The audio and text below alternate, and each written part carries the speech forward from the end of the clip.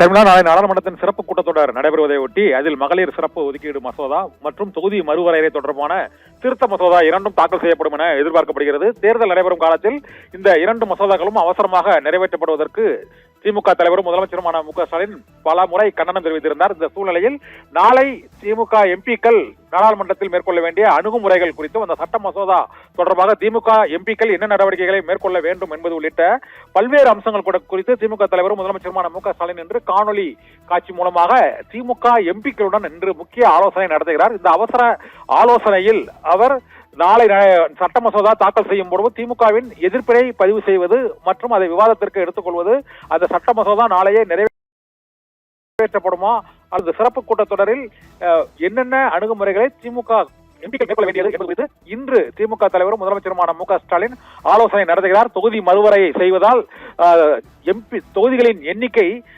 தமிழ்நாட்டில் எண்ணிக்கை அதிகரித்தாலும் அந்த விகிதாச்சார சதவிகிதம் குறையும் என்பதால் அதை ஒப்புக்கொள்ள கூடாது என்றும், இப்போது இருக்கக்கூடிய 534 39 எம்பிக்கள் இருக்கிறார்கள்.